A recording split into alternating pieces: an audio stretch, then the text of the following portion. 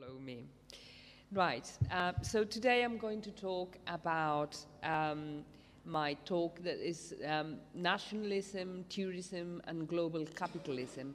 In fact, I'm not sure that I am going to arrive to the last point, this global capitalism.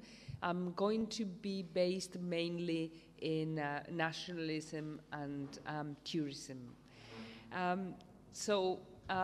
The main points of my lecture today will be first to talk about connections, connecting all these different lines, my personal interest in the topic. I'm going to make some questions, and I hope that I will be able to answer later. Then we will briefly go into the pre-modern interest in antiquities and traveling. Then I will move on from the Renaissance to the early modern period, and I will finish. I think that I won't have time to go further with the 19th century. So, connections.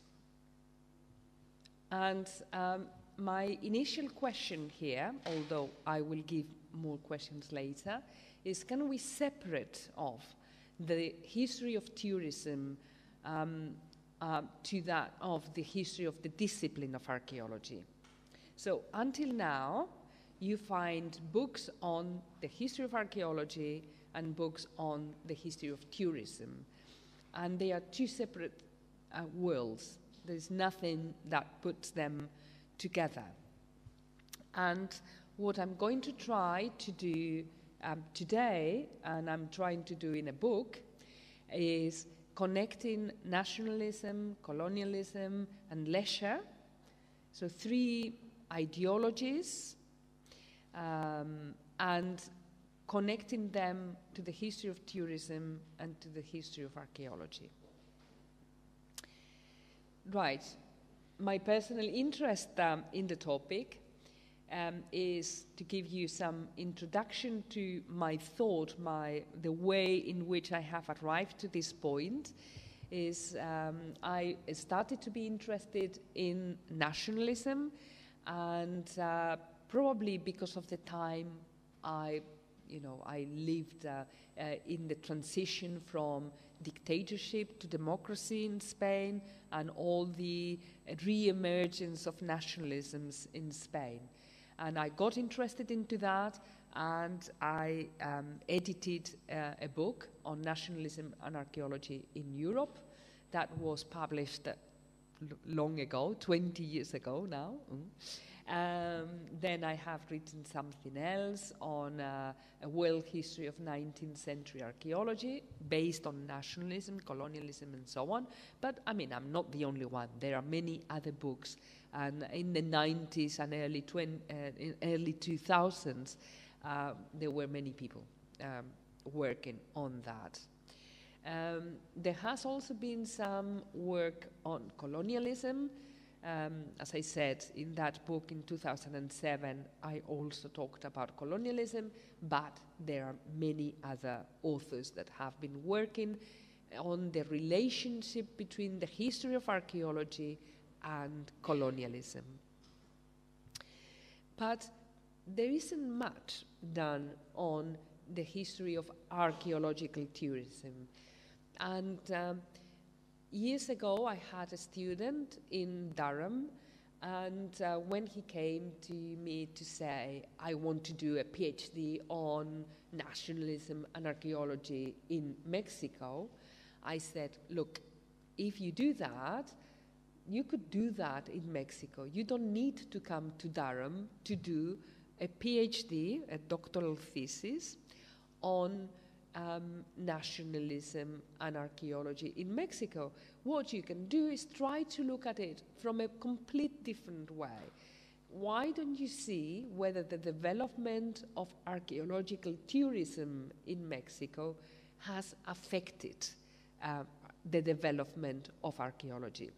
And he started to work, and he wrote his PhD, his doctoral thesis, went back to Mexico. He works now in the National University of Mexico, in the UNAM, and he organized a book, a journal, a dossier, okay, a special issue, and he invited me, and I wrote this article on tourism and archaeology, a historical overview on this silent relationship. And it is published in Spanish.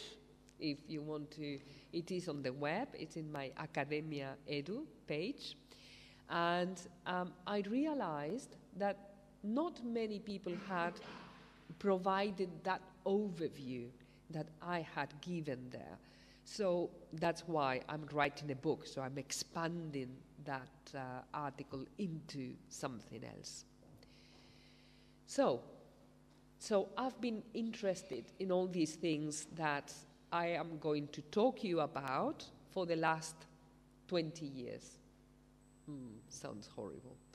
Okay, 20 years. So my questions would be, what is the relationship between archaeology and tourism throughout modern history? Modern history, modern in English means contemporary, but, you know, sort of modern and contemporary both, okay?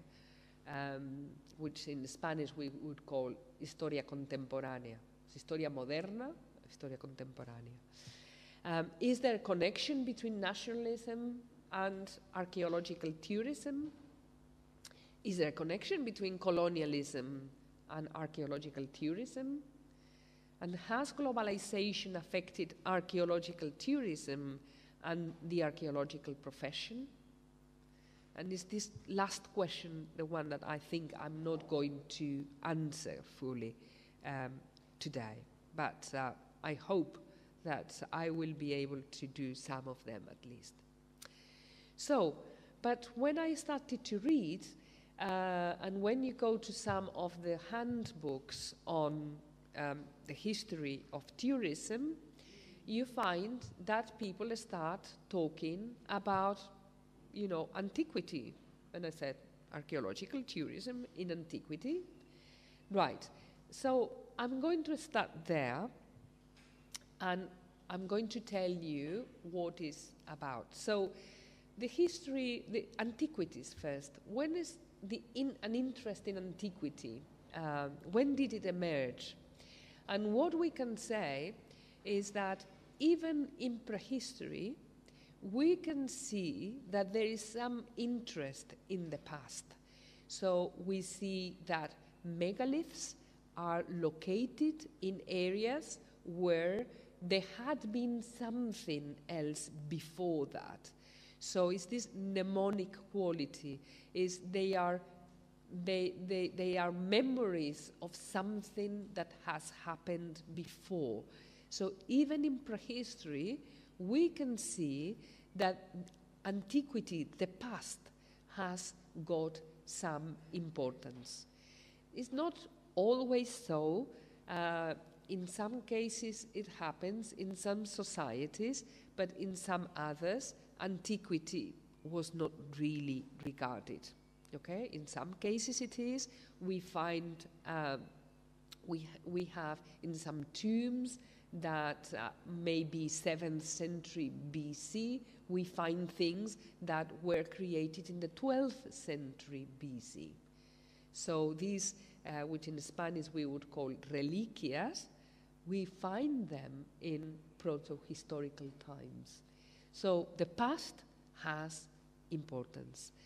There's some mnemonic qualities, but we find them, some of the classical authors that you probably know better than I do, because I am a prehistorian, like Herodotus. He, for example, explained about Babylon, square in shape, with each side of 14 miles long, a total of 56 miles. Babylon is not only of enormous size, it has a splendor such as no other city we have all seen, and so on and so forth. So we see that there is some description of antiquities during the classical Greek period, and that he's traveling around. But can we call that archaeological tourism? Well, it depends how we defined archaeological tourism. So it is true that at this time there were travels, some people traveling around the world or around the known world at the time, and that they were writing, and some other people were going with their writings to see the places. So, and we find a similar thing during the Roman period. And we have here younger Pliny. We travel long roads and cross the water to see what we disregard when it is under our eyes. This is very typical. So you are now in Padua. It's most likely that you go to another place. You go to Barcelona and spend several days looking at museums and so on. Perhaps in Barcelona is the beach, but anyway, you go to Toledo and you go and see all the monuments and so on, but perhaps you haven't gone to the places in Padua. So that's what Pliny the Young is saying.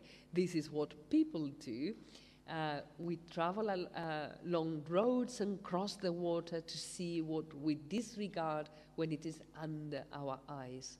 This is either because nature has so arranged things that we go after what is far off and remain indifferent to what is nearby, or because any desire loses its intensity by being easily satisfied, and so on. So there is this description of what a tourist usually does. Okay, so it is clear if we see the Roman world that antiquity for them, past things for them were important. So we have many examples of how the Romans are using the past, and are using the past usually in order to display power. So half of the obelisks, Egyptian obelisks, are in Rome, okay? They are not in Egypt anymore, and they are in Rome because they were brought by the Romans. And if they were brought by the Romans to Rome, was because these obelisks had a meaning and they were a representation of power. So the importance of the past is there. And if we then have a look at whether this was considered important enough for people to travel, we can see, okay, if we go to Pausanias, there is this sort of guidebook to Greece in which he describes antiquities in Rome.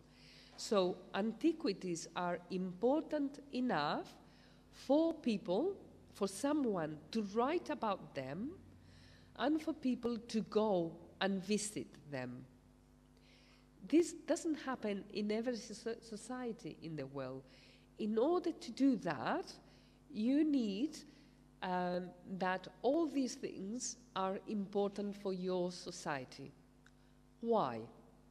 And the reason is the meaning that all these antiquities have, and the meaning of power, the meaning of the importance of the past. It doesn't happen in every society, but it certainly happened in Greece and it happened in Rome. However, what we don't find is the development of an archaeological profession at the time. So it didn't go that far. It was the importance of antiquity, and there were things happening, but what we don't have is the development that we are going to see in the 19th century. And I will try to explain why. Okay. So when then we reach the Middle Ages, I'm jumping here, and you know much more than I do about the Middle Ages, but the discourse, the narrative about the past changes. In Italy, it's a bit of a strange place because antiquities were everywhere, and I don't quite understand many times what is happening here in Italy.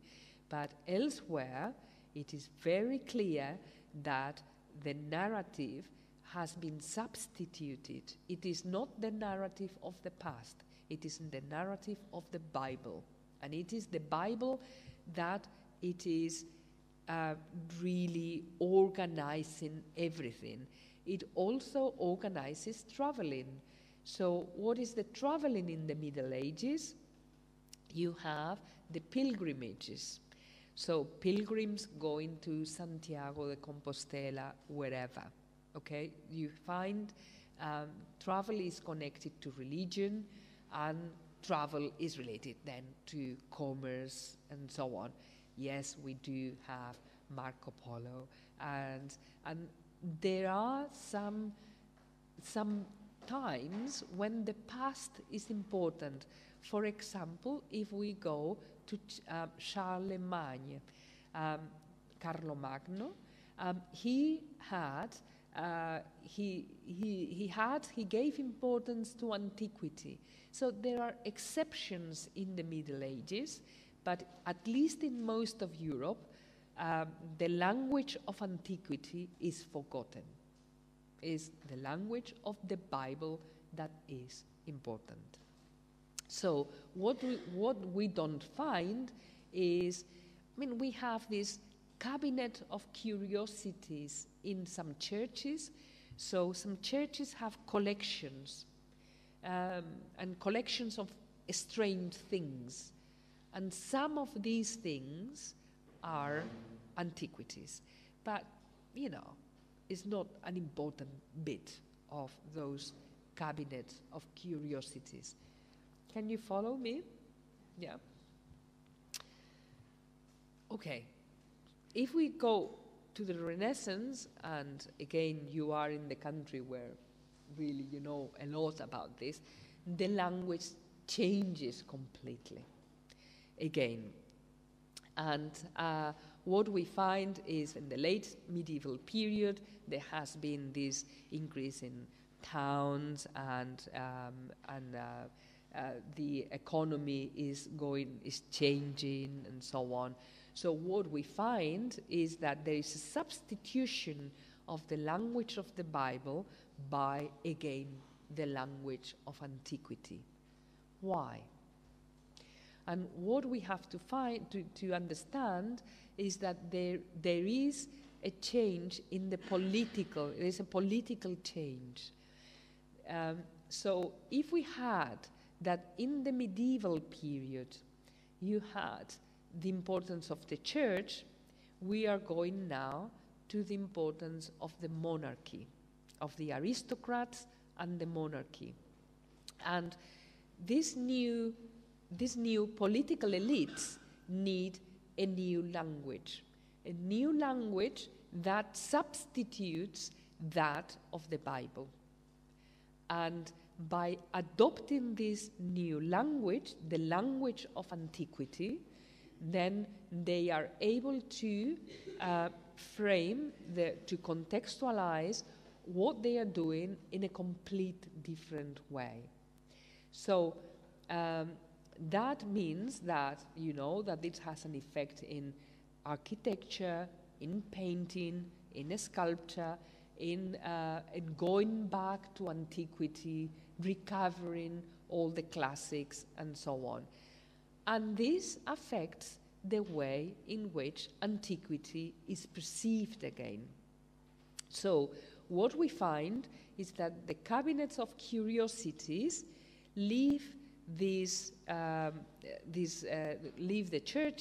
churches and go into private houses. They go to the private houses of aristocrats or the monarchy. Or even you can say, okay, the church, if you can say the Vatican. The Vatican has a huge cabinet of curiosities. And why, you would say, in fact, because the popes came from the aristocrats. So once the language is imposed, once the new language is imposed, it also creeps back into the church, because those in the elites in the church hierarchy come from the aristocracy. So it's a new, it is a new language. It is a new way of looking at antiquities. We find then that the cabinets have gone from churches to private houses, and we find some, especially aristocrats, moving around, going to all these private collections to see all these private collections and so on. And we also see the first books in which antiquities are taken really into account. This is pre-modern, completely pre-modern. This is the start of the formation of the modern state. So in Spain, you have Philip II asking to form what is called the Relations of Philip II, in which all the town councils had to answer several questions, and one of them was about antiquities. So why in this questionnaire, why people were asked about antiquities, in addition to number of inhabitants in this place and you know, mountains that your place has, how people live. One of the questions was about antiquities. In Spain, this is Philip II. We are talking here about an empire at that time. In the opposite empire at that time, we have England, okay, with Henry VIII and William Camden, for example. So we have this book, Britannia, in which, again, antiquities are taken into account. Why? Why are antiquities being taken into account in these pre-national books? There are many ways in which this can be explained, and the importance of antiquities is a way for the monarchy to have this claim of the past. So the importance is not the Bible. We were here, and it is not Christianity. We have all these monuments. This is us. So it is a fight against the power of the church. And antiquities are being used in this way. So, in fact, the importance of antiquities started in Italy, okay? But then, so the process is, it starts in Italy, and in Italy, the importance is monuments and coins, numismatics, coins, and epigraphy. That model then moves, for example, to Spain, where the Roman world is very important. What is the archaeology that is done in Spain in the 16th century? The first excavations, the first collections, aristocrats, amassing collections of what? Epigraphy, coins, they do some excavations, and so on. So it's the model of antiquity that has been formed in Italy, moves to other areas of Europe where the Romans had been. However, in Europe, there's a lot of territory where the Romans hadn't been. So then is the model, what is taken is monuments, coins, and epigraphy.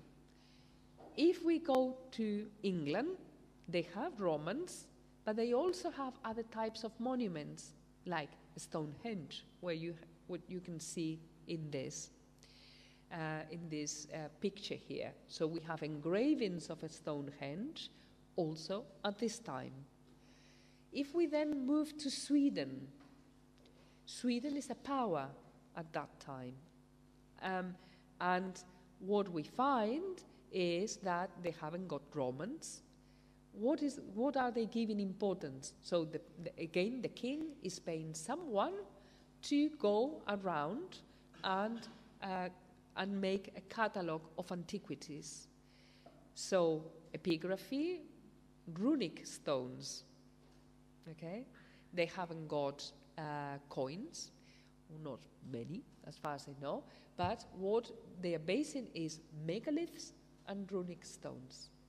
So they are using these ideas about monuments, coins, and epigraphy, and sculpture sometimes, and the same happens in the colonial world. So at this time, especially not 16th century, although there are some things, 17th and 18th century, what we find is that this model that had started in Italy, that had spread to other areas in Europe and a bit beyond, then it is moved to the colonial world. What do we find people doing? They are always going to the monuments. For example, here we have in Xochicalco in Mexico, all the pyramids. They are all being, documented at that, not all, but some of them are documented at this time. And we have in the two main places of the New World, in the Hispanic in this case, New World, that had been the area where the Mexica, so the Aztec Empire, we find people, looking at antiquities in that area, and the other big province in Spain were the Inca Empire, Peru.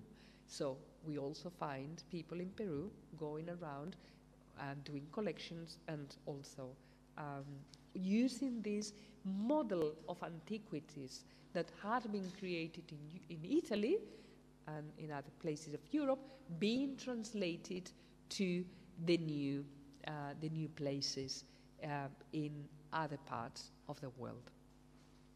So we find that that model spread. Obviously, we have to find that, okay, they go to all these places, but all these places are going to be criticized because the model is classical antiquity. So everything else will be imperfect. It will be childlike. It will be childish. It's not perfect. Why? Because it's not classical. The top is the classical, and everything else is measured in comparison with the classical. Everything else is incomplete. It is not well done. So it is the idea of the Europeans going with the ideas on the classical, because the classics have a huge importance. And we see this in the development of tourism. So if we go to this period, what is happening mainly among the elites? And we find the grand tour of people or young people in the well-off classes at that time in Europe, and the power is abandoning Spain, so we have to go especially to England and Scotland and France. They are the two main poles of this grand tour. There are other young people from other places in Europe, but so this acceptance of the classical past as a model to emulate means that a key importance in the education of young men, especially men, more than women, there are few women, but very few women, is this trip to Italy. We find it from the 17th century. It's mainly an 18th century thing, but it is also it is already there in the 17th century. So we have here this Jean Gaillard complete gentleman, 3-year tour as customary. So this young gentleman had to go to Italy to learn about life, to complete their education. So we have this example of this William Thomas Beckford, for example, who also already goes into the 19th century, English novelist. This must be badly written. So art collector, patron of works of decorative art, critic, travel writer, and sometimes politician. So, and this is the trip that he made down to Italy. So, you know, some of these grand tourists is the grand tour. So tourism comes, the word comes from the grand tour. So they go to Rome. Rome is key in this grand tour. Herculaneum, Stabia, Pompeii. And what this is creating is a whole lot of new businesses. It is creating hotels, it is giving, or it is making, you know, there are some travel guides, flourishing antiquities, market for all these tourists, also an industry of making reproductions or even copies that were sold as actual antiquities. So there's a whole economics around the grand tour. And this, all this is essential for the later development of archaeology. Because without this, archaeology, you know, wouldn't have been important. So at this time, we still don't have professionalization.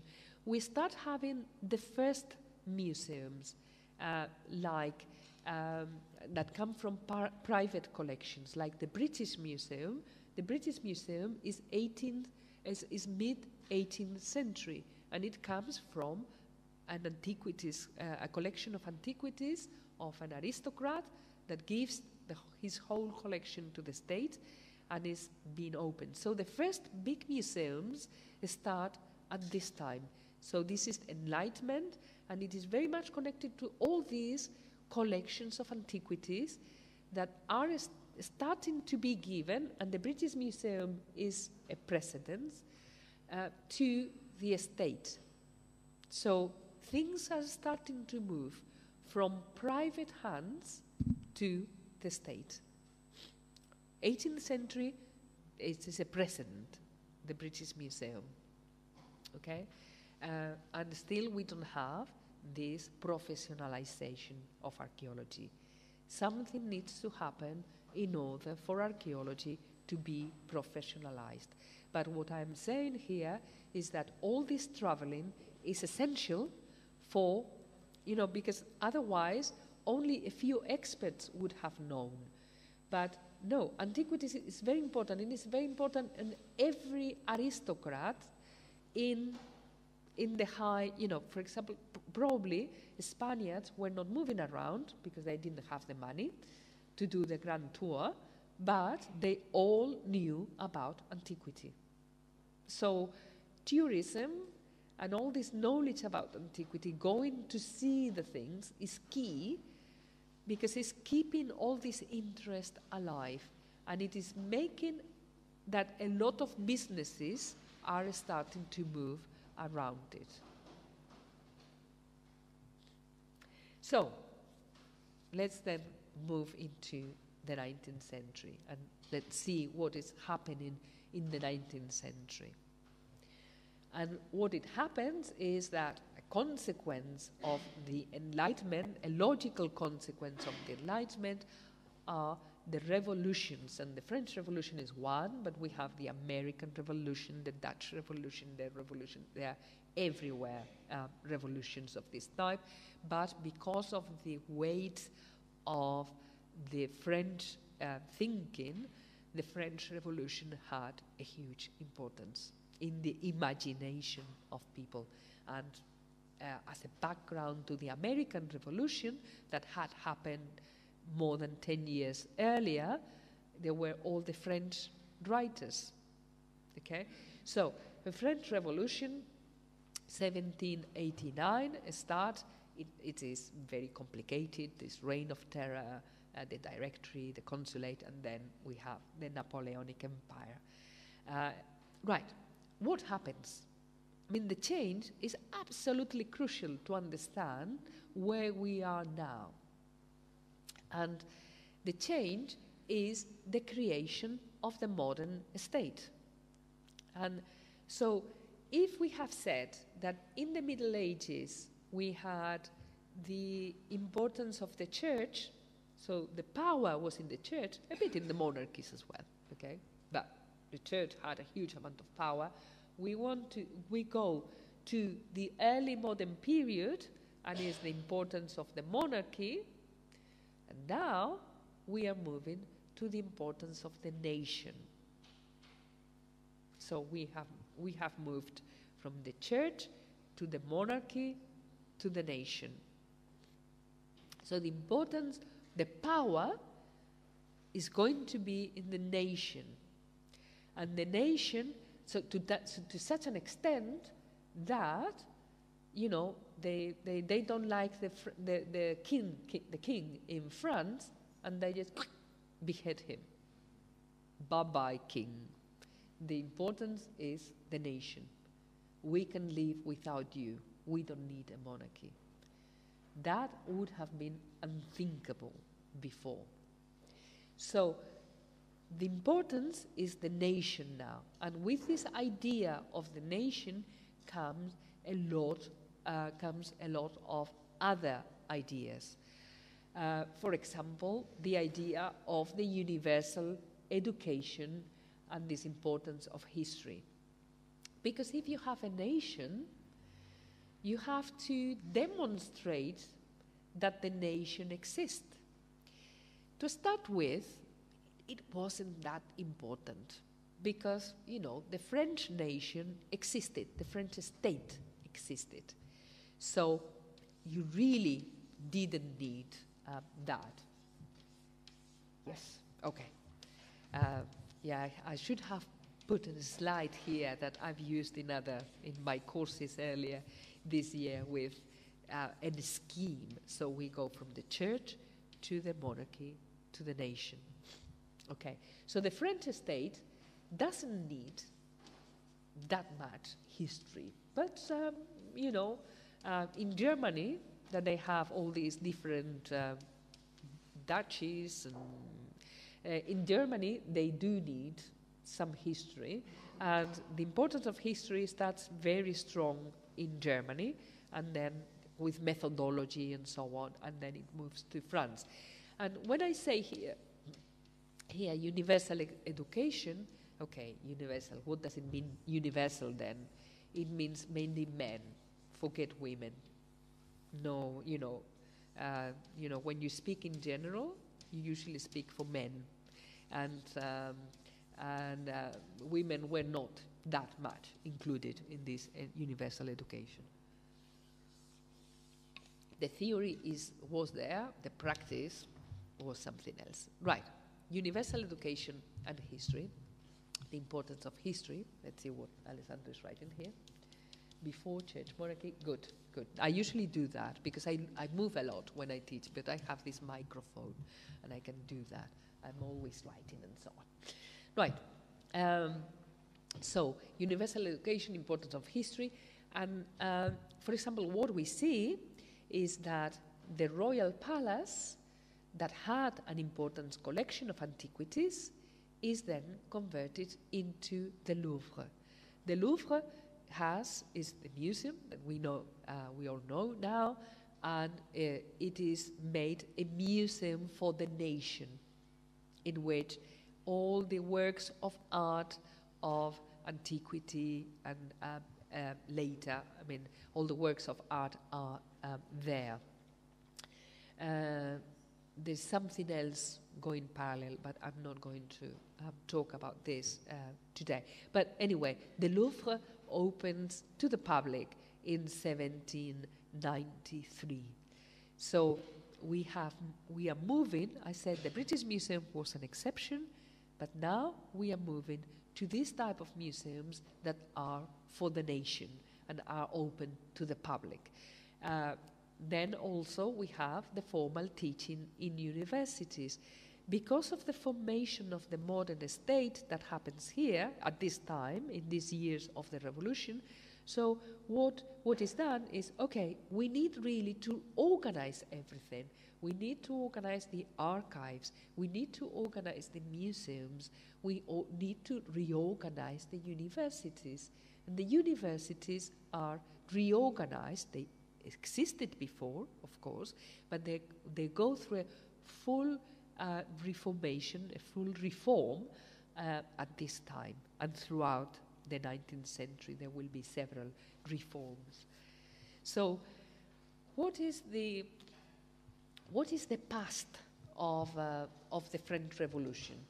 The French Revolution is obsessed with Roman antiquities. It is not the own past. It is antiquities, Roman antiquities. Freedom, with the ideas of freedom and progress, and there is an interest in the great civilizations. Paris is the inheritor of Rome. And what is created, the type of nationalism that starts then, although the word nationalism is not used, so this is an ideology that is formed without a name. It is, this is what is happening, and only a few years later, 3 decades later, in the 1930s, the word nationalism started. But it's not a word that is being used at the time of the French Revolution. So the basis of nationalism during the French Revolution is the sovereignty of nations. So because you are a nation, you have the right of to be independent. In this case, it was different. The French state, because the French state existed, it was a nation. Okay? So the sovereignty of nations, the belief in all citizens, equal in the eyes of the law, universal education, freedom and progress, and assumed there was the idea of territory and the idea of history. And I say assumed because the French state existed, and therefore they had a territory and they had a history. So they didn't discuss much about it because it was obvious, it was there. So, and this is the type of nationalism, or the ideas of nationalism, that have and still are related to these ideas of democracy, liberal ideology, and so on. In American discourses, in the discourses of the US, these ideas are very much repeated. And this is because the American Revolution was completely based on the French authors, and this is very much American. Freedom, sovereignty of nations, we are all equal, and so on. So some years ago, Bush was talking, and I was, oh, this is fantastic. This is like the French Revolution. All the ideas were in his discourses. These ideas in America, they speak very much still, and in France. Okay? However, things changed with Napoleon. Napoleon started to use these ideas in a different way.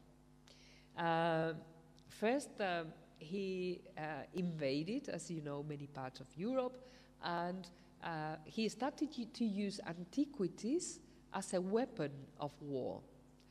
One of the things that he did was to empty the museum in the Vatican and take it to the Louvre. So the picture here is when all this work of art were returned to the Vatican. But for some time, most of the Vatican was in the Louvre. Okay? Why? Because if Paris was the inheritor of Rome, so the power of the symbolism of antiquity you know, all this costs a lot of money, moving antiquities.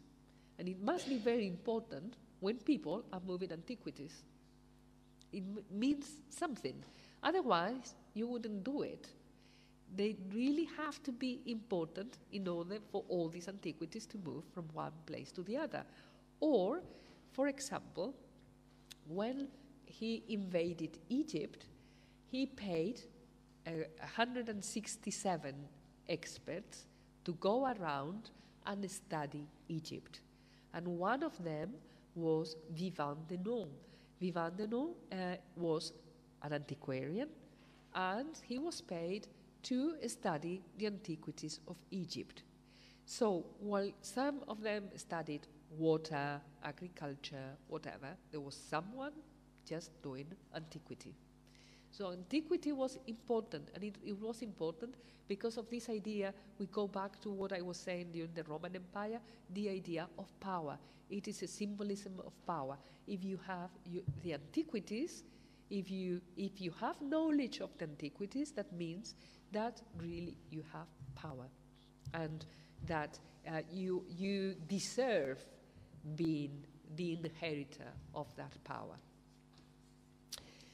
So, and you have here the publication that was made after this trip in Egypt from Vivant de Nau, La description de l'Égypte, the description of Egypt. It's a fantastic book, and it's on the internet now, and with a lot of engravings that you are familiar with, I'm sure. Okay, the creation of the modern state, how did it affect archaeology? It affected it completely.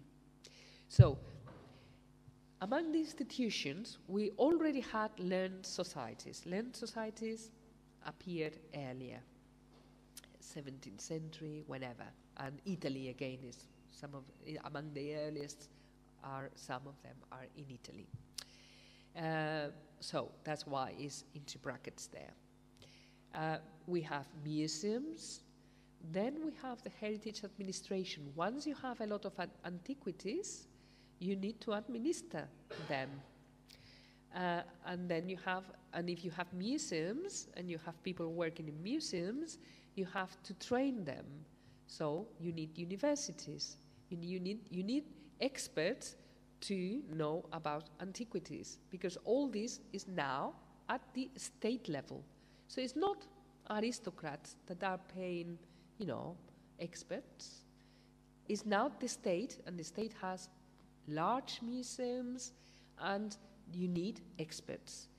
And so we have all the evolution that we know nowadays. That's the situation, the structure that we know and we know now is created in the 19th century with museums, heritage administration, and universities. And buttressing all that, sort of at the base of all that, we have legislation, we have journals that start also at this time, and you have the conferences, international conferences, and also foreign schools. Foreign schools here is into brackets because it is very much located in a few places. Okay, so this professionalization of archaeology, as I said, keepers, curators, in universities you start having professors, assistants, administration inspectors of ancient monuments. They start in the 1830s, first in France, then in other places, because what is happening in France has a huge effect on what is happening everywhere in the world, because everybody is looking at France during the 19th century. And then preservation of monuments. So it's not only archaeologists, we also have architects and so on. And I mean, the specialization will take some time. You have epigraphists that are philologists and so on. So there's a bit of a mixture during the 19th century. And one of the things that characterized all of them is that they feel they have a sense of patriotism. And they are very explicit about it. They are studying antiquities because they are patriots and because they are doing this for the nation. And you have this, you know, they are very explicit in what they are doing. And nobody thinks that it's a bad thing or is out of place. They really think that that's what one has to do. And in the introductions and so on, it is this deep feeling of patriotism in what they are doing. Right, nationalism very soon changes. And you have a different story. So we had that there was the French state. So if I can, that doesn't matter. I will explain this. You had the states and the French state, because it was a state, it was a nation. But very soon, the opposite is going to start happening. If you claim that you are a nation, then you can get independence, or you can amalgamate several independent places or states and create one state.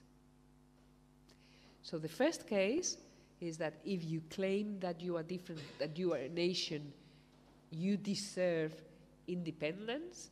This is Greece, for example. Greece was part of the Ottoman Empire. But in the 1820s, I mean, there had been a long story before this of the Philhellenism, of aristocrats, well-off people, intellectuals, thinking that Greece was different and they deserved independence. In the 1920s, that you know that there are a lot of revolutions around Europe. There are many, many revolutions, and one of them is happens in Greece. And it will lead, after many years, to the independence of Greece. There are people going to Greece and claiming, or the own Greeks as well, that they deserve independence, and there are two main reasons for deserving independence. One is antiquity. They were, you know, sort of European civilization started in Greece. How can they be not independent? They are special. They deserve independence. They deserve being a separate state. Another one will be Christianity. They are Christians and they are under Islamic rule. So there are these two reasons, really, why they claim that they deserve being an independent country. This happens, but then we are moving into a different type of nationalism. So if the previous nationalism, civic nationalism, had been about the sovereignty of a nation, the belief in all citizens equals in the eyes of the law, universal education, freedom and progress, from the 1830s, it is going to be about something else. There were precedents with Napoleon, okay, but okay, it's from the 1830s, independence of Greece and independence of Latin America. Most of Latin America got independent at that time with this type of discourses. So if you are a nation, you deserve independence, and your nation is going to, there are certain things that you have to have for people to believe that you are a nation. You need to have a territory. If you don't have a territory, you don't have a nation. You need a history. So history starts to be absolutely essential from now on. It was important before, but from the 1830s, it is essential, because you really need to study your nation. You really need to give the past roots to your nation. You need language, although not always. And race, at that time in the 19th century, people are talking about race, not always, but mainly. And then, you know, later on, today we don't talk about race, but we talk about culture, which is, you know, the modern way of meaning what they were meaning about race. Although obviously in the 19th century they had also this physical aspect to it. And then religion. So, whereas in the first type of nationalism, you could relate that to democracy, to liberal ideology, in this second type of nationalism, you can have a dictatorship that is national. It is not linked to what it has disappeared from here is the belief in all citizens that are equal in the eyes of the law.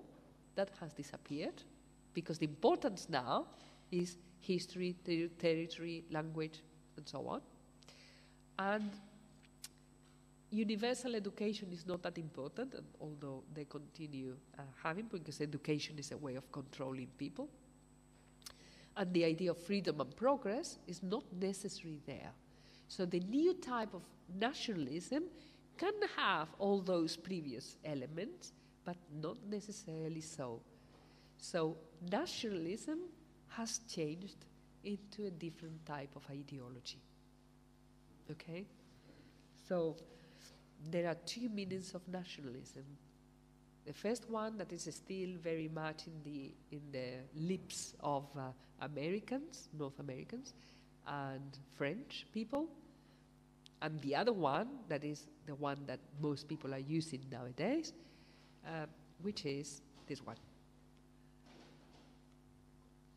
Even Americans and French, when they, otherwise they wouldn't vote to the National Front. Okay. So you have this type of nationalism. How does it affect archaeology? The start of Romanticism, the first Romanticism in the 1830s, not the one that develops also later on. What we are seeing is that from the moment that that is about your own history, your own language, your own territory, classical antiquities continue to be important. They don't disappear, but this is one discourse. And what you go is to your own antiquities. And your own antiquities is prehistory, medieval history in Europe, okay? Prehistory and medieval history. So the importance of the study of prehistory, first of medieval period and then of prehistory, because we go back in time, it starts to being essential. So it doesn't mean, you know, you saw Stonehenge before, but let's say the state or the possibility of professionalizing prehistoric archaeology or medieval history and the study of medieval monuments start now, because it's when all these things are becoming important.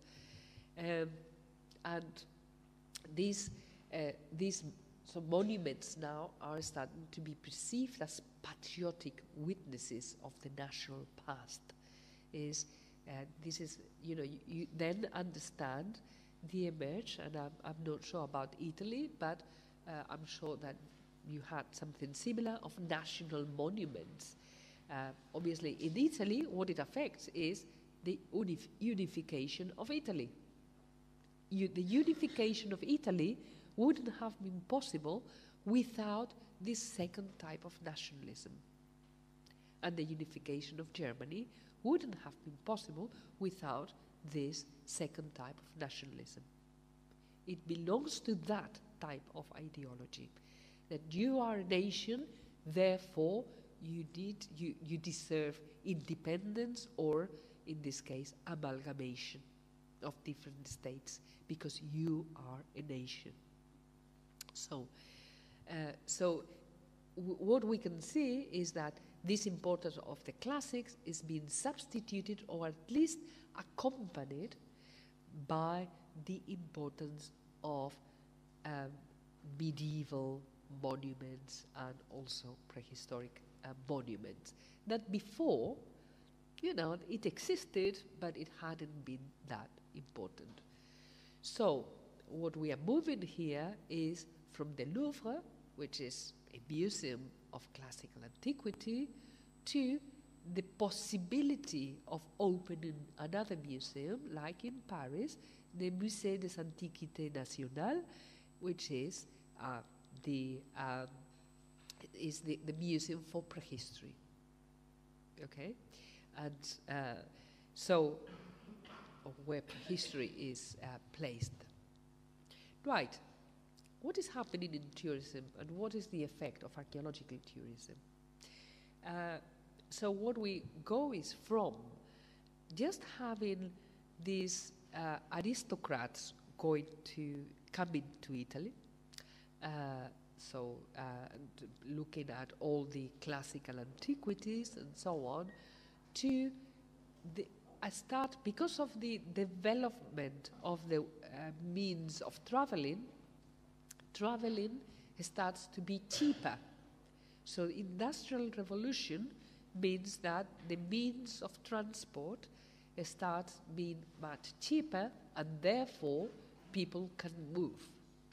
And with the development of railways, so the development of railways, for example, has two clear effects in archaeology. One is that because of the construction of the railways, it starts a lot of monuments, or a lot of archaeological sites appear, and also, I mean, related to this also, in a way, if you have the train lines and where the archaeological sites are, or the roads and where the known archaeological sites, there's always a relationship. Why? Because, you know, the archaeologists just go there on the train, go around, look at the things around, and go back home. So it also affects completely our knowledge of what is out there. But in terms of tourism, it opens the possibility of people who would have never done this before, people of the middle classes, and even of the working classes. It starts in the 19th century, moving around, going to see archaeological sites. So this was only possible for the higher elite before. In the 18th century, it was extremely expensive. Now, things get cheaper, and people start moving and going to visit. So this idea that knowledge gives you, prepares you for life, starts being used for people of the middle classes and even some of the working classes. So this, in fact, it's not true. It can't be a train in Westminster Abbey. Impossible. I think this is just a joke in a newspaper and so on. And I think that's what it means, two fancies. It's not true. So people, is this idea, this was published in 1845, this idea is, oh, there are too many people visiting Westminster Abbey now, and even a train is going around inside. It's not, I don't think it was true. I mean, I don't know, I have to double check this, but I don't think that you could put a train, even if it's small, inside Westminster Abbey. But there's sort of the first idea that the massification of tourists, there's too many people. I go to see Westminster Abbey and it's full of people.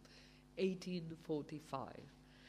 And This is 1878, the little express traction engine at the Stonehenge.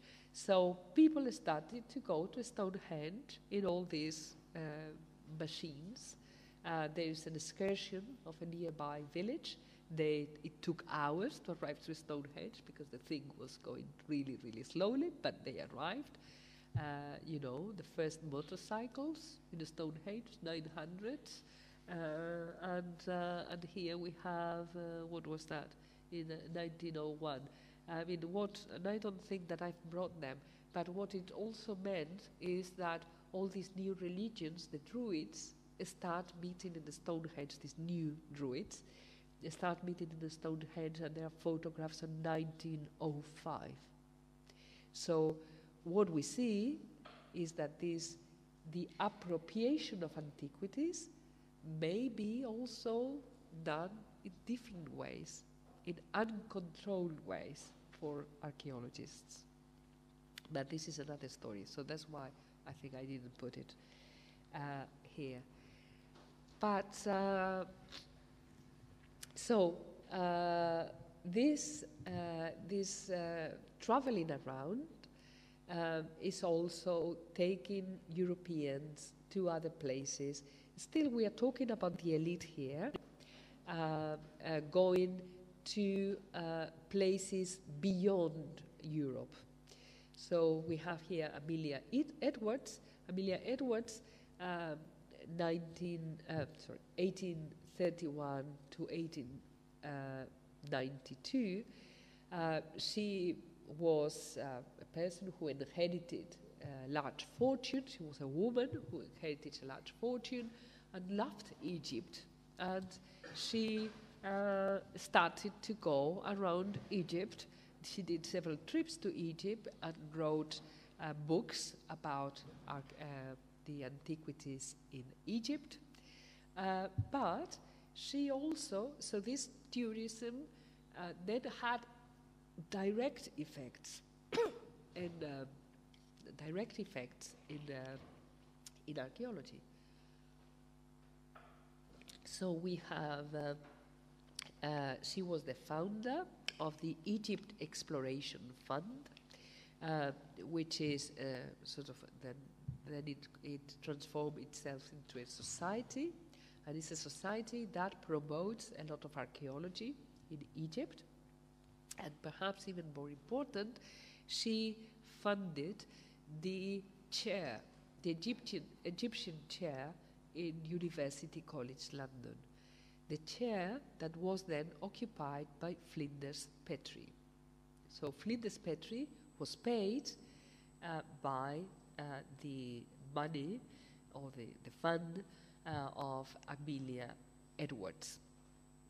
So we have the start of official Egyptology being taught in London thanks to archaeological tourism.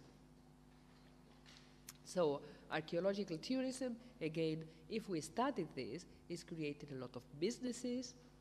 Yeah? Okay. I thought you wanted me to talk for 2 hours, but okay, 5 minutes. So you have all these all these businesses around it and so on. So what we are seeing is that there's these changes in 19th century tourism from what we had seen before. So we had the entrance of the middle classes that hadn't been in the 18th century. They couldn't afford it. It was too expensive to move around. Then shorter and more affordable trips, just going to see Stonehenge, that is a few miles or kilometers down the road. Then new businesses like the tourist companies. So we have Thomas Cook in the 1840s, they started. The tourist guidebooks, Baedeker, Murray, the Touring Club. And don't think that professional archaeologists were not into this, because some of the professional archaeologists were asked to do the traveling guides. For example, for Egypt, this I've forgotten now the name of the German professor who wrote this guide to Egypt. So you have these two types of tourism. Still, that for aristocrats or people well-off people, and the one that is more sort of home.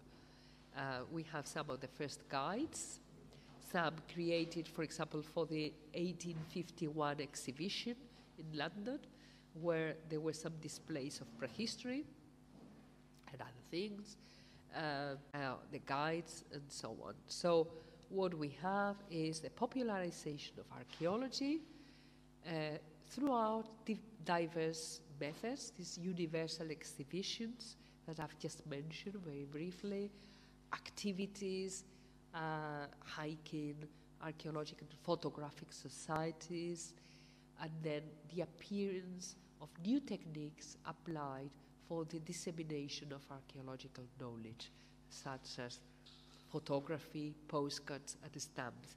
And this could take me 1 more hour explaining all this. But, so my questions were, what is the relationship between archaeology and tourism throughout modern history? I think that, I mean, there are relationships. They are not two separate worlds. One of the clearest ideas has been this of Amelia Edwards, for example, and the creation of an archaeological chair. But we could really start, pulling out many information and making a connection there. There is a connection. They are not two separate worlds.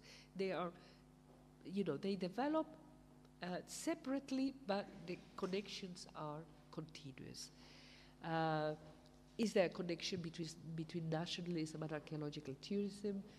I haven't developed this, but yes, there is. Why people are interested in Stonehenge? Why some people in one village go to see Stonehenge? Because it is important, it's sort of, they are proud of Stonehenge. Otherwise, they would go to another place. They are giving importance to this. And if they are giving importance, it's because it is important for them. It means something. Okay? Is there a connection between colonialism and archaeological tourism? I think I've answered to this much better. Yes, there is a connection. Everything is inferior if you connect it to your model. like we saw the pyramids in Mexico and Peru.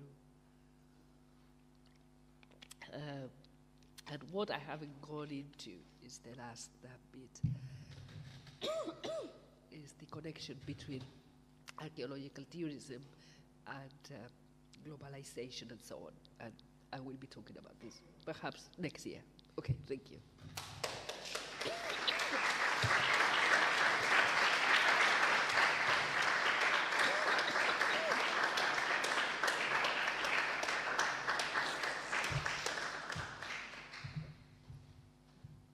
Credo che Margarita capisce perfettamente l'italiano e quindi possiamo fare, anche se vogliamo, la discussione in italiano. Io, come sapete, sono una fan di tutti questi temi, quindi mi è piaciuto tantissimo.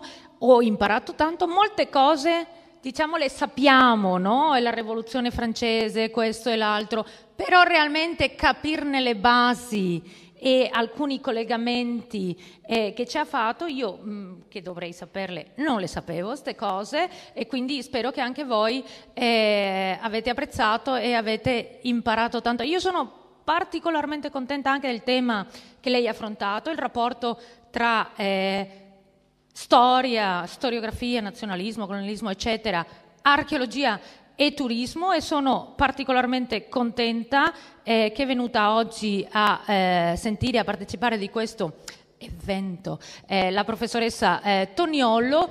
Credo che per molti anni, fino a 10 anni fa, nella nostra università purtroppo ancora il mondo del turismo, l'accademia, i docenti universitari lo hanno un po' disprezzato, è un mercantilismo dell'arte, dell'archeologia, è da solo soldi, eccetera. Però abbiamo capito che nel passato l'archeologia si è sviluppata grazie al turismo, è stato il turismo quello che ha fatto scoprire nuovi luoghi, andare a nuovi luoghi, permettere l'interesse per questo, e che i stati finanziassero l'arrivo di studiosi. Credo che magari l'anno prossimo, quando verrà a spiegarci la seconda parte, questo sta acquistando un nuovo valore in un momento in cui il turismo non solo è di massa, come lì ci ha mostrato il trenino, ma nei nostri giorni, non so come si chiamerebbe, è di apocalisse praticamente il turismo,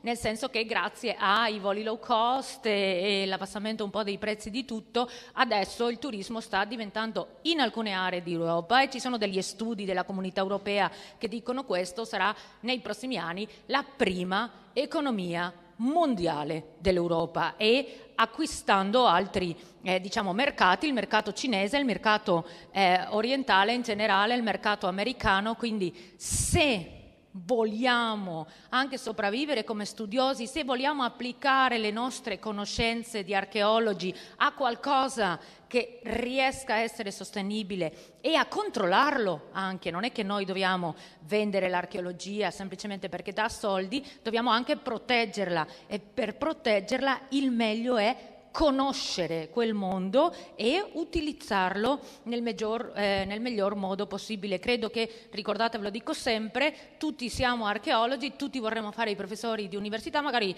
io mi sono già stufata, forse no, vedremo, però una delle strade importanti che voi potete prendere in futuro è proprio questo tipo di attività.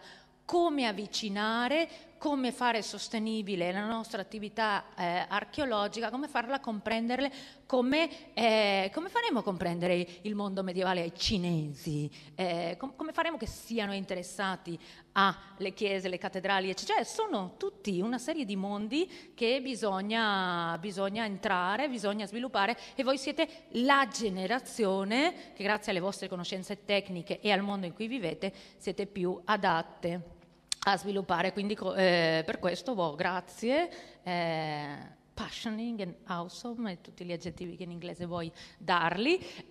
Ci sono delle domande? Avete delle domande da fare su quello che lei ha detto? Dici, forte e chiaro.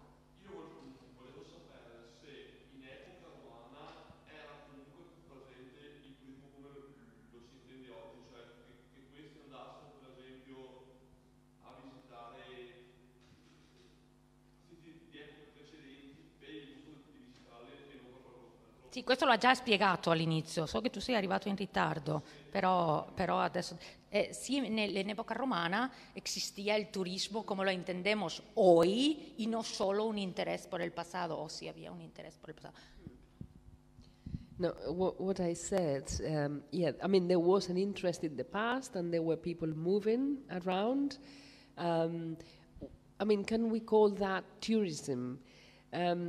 Okay, it could be a precedent of tourism, but there were very few people moving around, and the idea of business that it comes together with tourism is probably not there still, because you need a certain amount of people to start calling it really tourism, but it's obviously a precedent, because you have a sort of tourist guides as, you know, sort of things that people interested in these antiquities can read, and there were people moving, but not at the scale that even happened later on in the 18th century.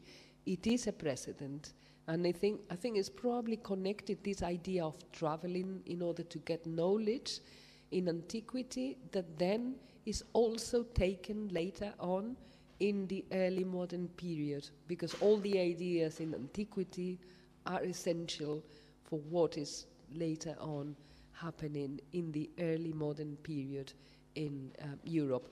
But really, you know, again, it depends how you define tourism. It can go in or not, but you know, yeah, it's not. Dipende molto di quello che intendi per turismo. In realtà esiste un interesse per il passato, come ha detto, nel mondo greco e nel mondo romano.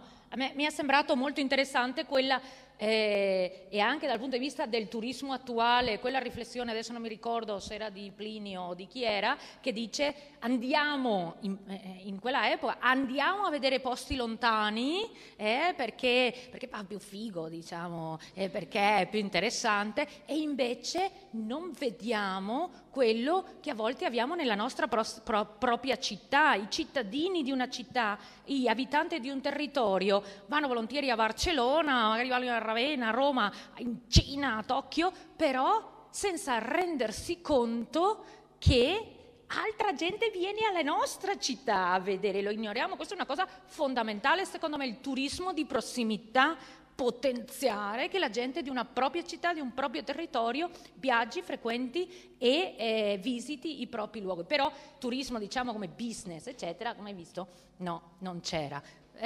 Professoressa Toniolo, che non arriva al microfono, quindi puoi venire qua. No, molto interessante, grazie. Credo anche che abbia, come tu hai fatto capire, molte diverse sfaccettature, soprattutto per quanto riguarda, credo, proprio il nostro paese e l'Italia, perché noi abbiamo dei momenti molto particolari che altri paesi non hanno, non nel senso di nazione, ma come conservatori dell'antichità. E quindi, per esempio, già la Roma di Sisto IV già ha chiara coscienza, fa fare dallo stesso Raffaello le riprese, i disegni dal Pantheon in maniera archeologica. Quindi è un paese particolare in questo, e nello stesso tempo dopo invece tarda a, proprio perché tarda ad essere nazione, a, come dire, entrare in quella diatriba che è quella che riguarda, io dico sempre a lezione, la nascita del termine romanico è viziata dai nazionalismi, per cui romanico francese, romanico, siamo stati noi i primi ad avere le cattedrali, così per il gotico, immaginano dei concetti che non c'erano in età medievale. Quindi è un argomento affascinante e con tanti aspetti. Volevo chiederti se io credo ci sia anche una relazione con lo sviluppo economico. Con lo sviluppo economico. Per esempio, una cosa molto bella, no, che nel Medioevo, nelle strade del pellegrinaggio, dove noi sappiamo c'è la guida del pellegrinaggio, a un certo punto la Santa Fede di Conch viene rubata la reliquia da un luogo e portata a Conch. Perché viene rubata e portata? Perché già, e questo abbiamo dei testi che lo dicono, si sentiva che era conveniente avere una reliquia importante. Perché? Perché avrebbe chiamato pellegrini, noi qua al Santo, Sant'Antonio, a una fonte economica. Quindi a volte credo che oltre ai nazionalismi e oltre alle religioni ci siano anche già presto delle ragioni economiche. Volevo chiederti se nei tuoi studi hai ritacciato anche queste. Anche oggi sono i paesi emergenti economicamente che sono quelli con più alto numero di turismo che arriva.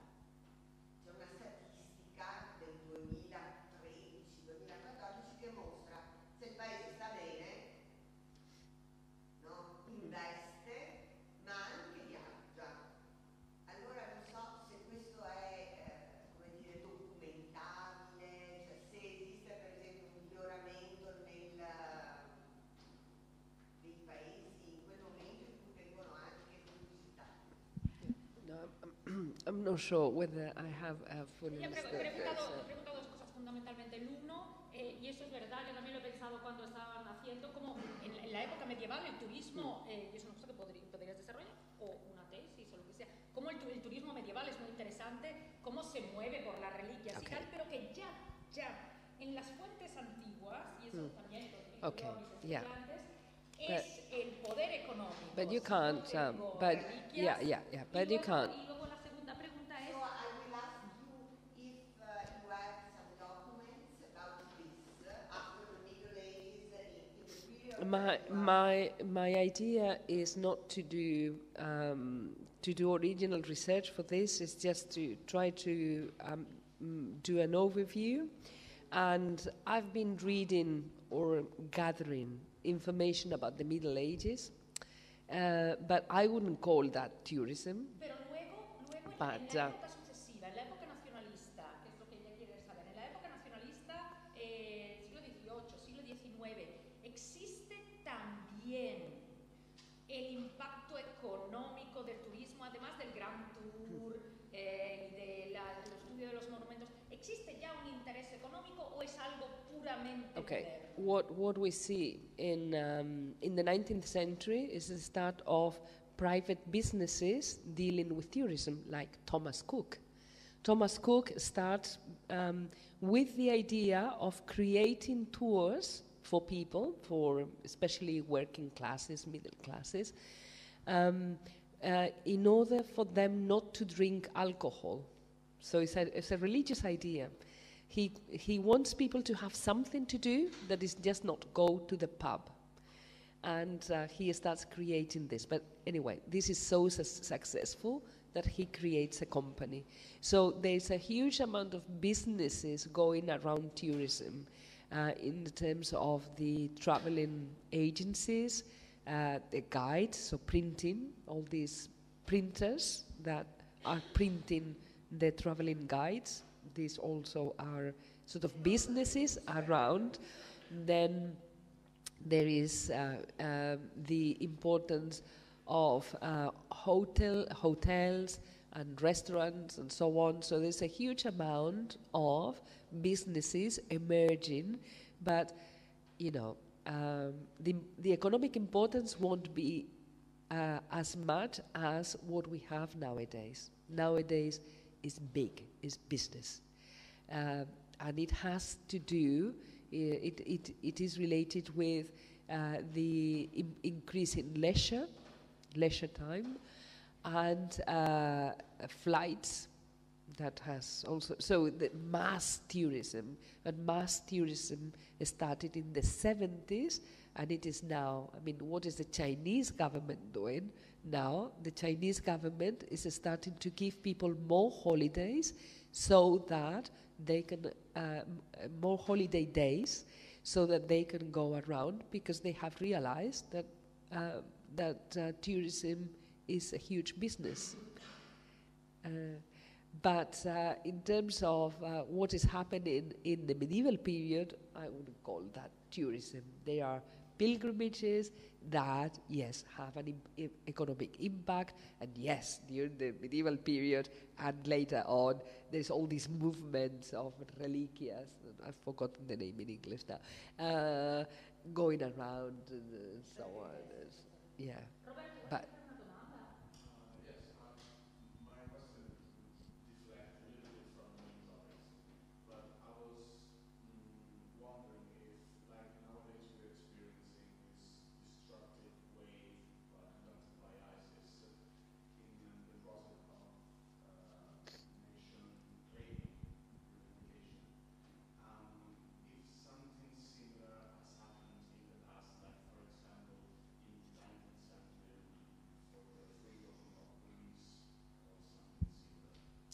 no, not really. The language of antiquity was so powerful that it was adopted by most of the nationalist groups. Yes, in Latin America, they also made use of the antiquities, even if then there was a problem in America when racism started to be strong from the 1840s, then that was a problem. Because how could then treat these antiquities that were, you know, so strange and coming from the Indians, and you know, so they didn't really know what to do, and they then used other types of pasts. So if the first museums in America, in Hispanic America, had been formed in the 1820s and 1830s, they were closed, and they only were reopened in the 1870s. and 1880s, when Romanticism came back again in a different way, and there was a difference in the discourse, and they reopened again. What is happening in ISIS is completely new, and this has been realizing, and I think probably is related to all these ideas of post-colonialism and Edward Said and so on, and is sort of realizing that antiquity has been used as an argument against everything that was exotic, and is a reaction against this discourse and the destruction of antiquities. They don't want to have any of that. All those antiquities are for foreigners, and it's not for us. We are Muslims, and we should, so it's going back to the Bible, going back to the Quran. It's completely new, that reaction. There hasn't been any voluntary destruction. As Several mosques in Greece after their revolution. okay, right, that's a different thing, okay. Yes, of course they have been, but this is because of religious reasons, and so the destruction of mosques and the destruction. So what every nation decides what past they want it to be the national past, and that is highlighted. The money goes to that period or that type of monument, and the other ones are erased. So, for example, until very recently, it was normal in Spain that if you did an excavation, all these medieval remains out, especially if they were Islamic, out. We are not interested in this.